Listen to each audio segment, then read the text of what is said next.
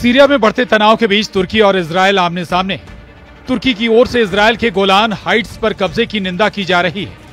Israel का आरोप है कि तुर्की की ओर से सीरिया में आतंकी गुटों को मदद देकर चीजें खराब की जा रही हैं। उधर तुर्की के राष्ट्रपति एर्दोआन ने यूरोपीय आयोग की अध्यक्ष उर्सुला वॉन डेर लेयन से 1 बिलियन यूरो मिलने की खुशी का इजहार जिस अंदाज में किया, उससे अमेरिका और इजरायल दहल गए। एर्दोआन ने सीरिया में नए युद्ध का ऐलान किया, जिसमें तुर्की खुलकर जंगी हथियार चलाएगा। सीरिया के एक फाइटर ग्रुप का खात्मा करने तक ये युद्ध लड़ा जाएगा।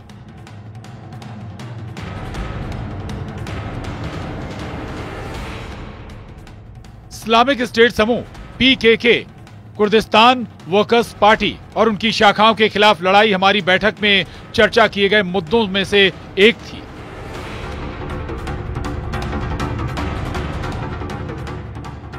तुर्की एकमात्र देश है, एकमात्र नाटो सहयोगी, जिसने जमीन पर दोनों आतंकवादी संगठनों को हराया है। हम निश्चित रूप से इन संगठनों को बढ़ने नहीं देंगे।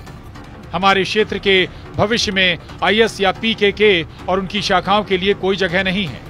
तुर्की ने जिस कुर्द फोर्स के सफाई का ऐलान किया है, वो सीरिया में अमेरिका की मददगार है। तो क्या बशर का तख्ता पलट एर्दोआन का ब्लंडर है? क्या इजरायल के जबड़े में फंस गया कमांडर जुलानी? सीरिया को रौंद रही इजरायल सेना आगे ही बढ़ती जा रही है। सीरिया के एक सूबे को नेतन्याहू आर्मी ने अपने कब्जे में ले लिया है। पर्दे के पीछे से युद्ध भड़का रहे एर्दोआन को आर पार की लड़ाई शुरू करनी पड़ रही है।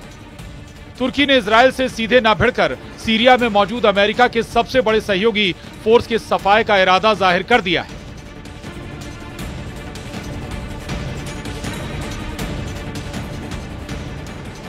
कमांडर जुलानी के फाइटर ने नई लड़ाई शुरू कर दी है। सीरिया में बशर को भगाने के बाद एर्दोआन का ये कमांडर भीषण खून खराबे का मिलिट्री ऑपरेशन ऑन कर चुका है। इस बार एर्दोआन ने जुलानी को 40 लाख लाशें बिछाने का कॉन्ट्रैक्ट दिया है। इन्हीं लाशों को पाटकर सीरिया में एर्दोआन का खलीफा वर्ल्ड बनाया जाएगा। सीरिया के बेताज बादशाह और HTS सरगना जुलानी को जरूरत पड़ी तो इस बार एर्दोआन एटम बम भी सौंप सकते हैं। विद्रोही लड़ाकों के कई ग्रुप ने जुलानी के ऑपरेशन क्लीन कुर्द की शुरुआत भीषण खून खराबे से की है।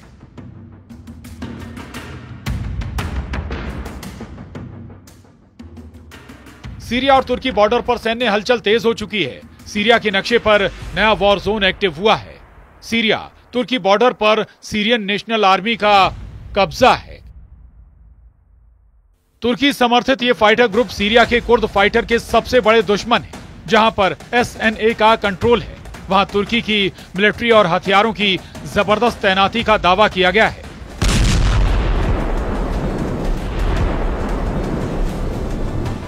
पश्चिमी मीडिया रिपोर्ट में दावा किया गया है कि कुर्दों के खिलाफ बड़े हमले की तैयारी कर रही SNA का हयात तहरीर अल शाम से गठबंधन हुआ है। इस बीच रिपोर्ट्स हैं कि तुर्की ने सीमा पार करके कुर्दों की कंट्रोल वाले इलाके में हमला करने के लिए बड़े पैमाने पर सैनिकों और सैन्य उपकरणों को जमा किया है। तुर्की के इस वॉर प्लान ने अमेरिका और इजरायल की टेंशन बढ़ा दी है, क्योंकि सीरिया में इस्लामिक स्टेट के खिलाफ लड़ाई में कुर्द फोर्स अमेरिका का साथ देते हैं। अमेरिका ने पहले ही ये डर जताया था। डोनाल्ड ट्रंप ने एर्दोआन पर आरोप लगाया था कि उन्होंने सीरिया में कब्जा कर लिया है। सीरिया के हालात बहुत तेजी से बदल रहे हैं। कोई नहीं जानता कि सीरिया के साथ आगे क्या होने वाला है, लेकिन मुझे लगता है कि सीरिया की चाबी तुर्की के पास होगी।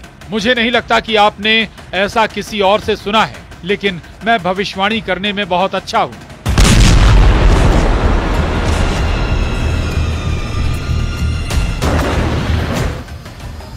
सीरिया में इजरायल और अमेरिका को झटका देने के लिए एर्दोआन ने कमांडर जुलानी को पूरी छूट दे रखी है। कुर्द फोर्स के खिलाफ ऑपरेशन में फ्रंट लाइन पर SNA के लड़ाके मोर्चा लेंगे। बशर तख्ता पलट जैसा वॉर प्लान कुर्दों के खिलाफ भी बनाया गया है, जिसमें तुर्की हथियारों से मदद पहुंचाएगा और तुर्की समर्थक लड़ाके युद्ध में कोहराम मचाएंगे। तुर्की समर्थित सीरियन नेशनल आर्मी ने युद्ध में शामिल होने के लिए 25,000 लड़ाके तैयार किए हैं। दावा यह भी किया जाता है कि SNA में करीब 80,000 से 1 लाख लड़ाके शामिल हैं। ज्यादातर फाइटर अरब और तुर्कमेन्स हैं।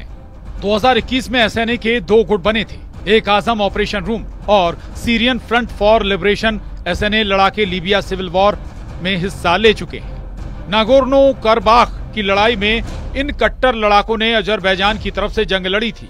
सीरिया में एसएनए की बनाई अलग अंतरिम हुकूमत है। कुर्द फोर्स के खिलाफ युद्ध में उतरे सीरिया नेशनल आर्मी के विद्रोही लड़ाके ब्रिगेडियर जनरल हसन हम्मादा के ऑर्डर को मानते हैं। सीरियन नेशनल आर्मी के खूंखार लड़ाके युद्ध अपराध के लिए खाड़ी देशों में भी कुख्यात हैं।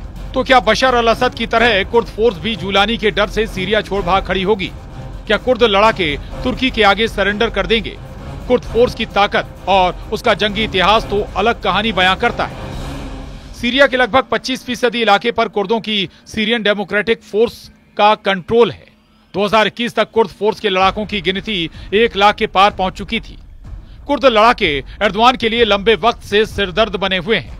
इनकी सबसे बड़ी मांग अलग कुर्दिस्तान देश बनाने की है।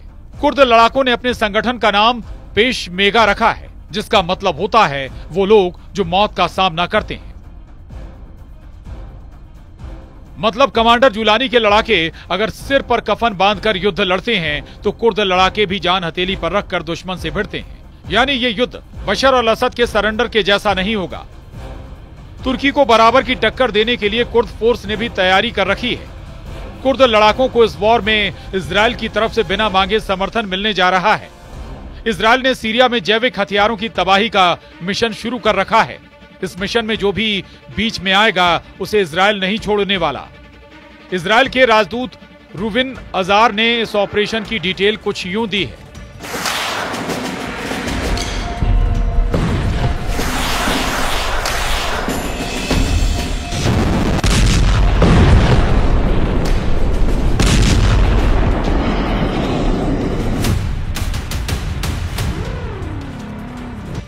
इसमें कोई संदेह नहीं कि सीरिया में कई कट्टरपंथी समूह हैं।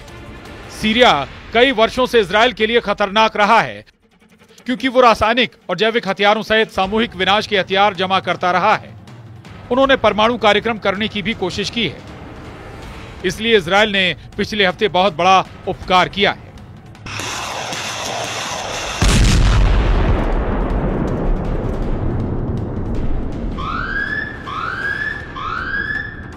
इजराइल सीरिया में दुश्मनों के खात्मे तक हमले जारी रखेगा। इस हमले की जद में चाहे कमांडर जूलानी आए या फिर तुर्की के सपोर्ट से युद्ध लड़ रहे सीरियन नेशनल आर्मी के विद्रोही आए, इजराइल की मिसाइलें तार्तुस और दमिश्क में तब तक फटेंगी जब तक नेतन्याहू को यकीन नहीं हो जाता कि हिजबुल्लाह और आईएसआईएस जैसे उसके दुश्मनों का दम उखड़ गया है। कुर्द फाइटर्स के लिए इजराइल के हमले जहां मददगार साबित हो सकते हैं, वहीं एर्दोआन का ख्वाब चकनाचूर होगा।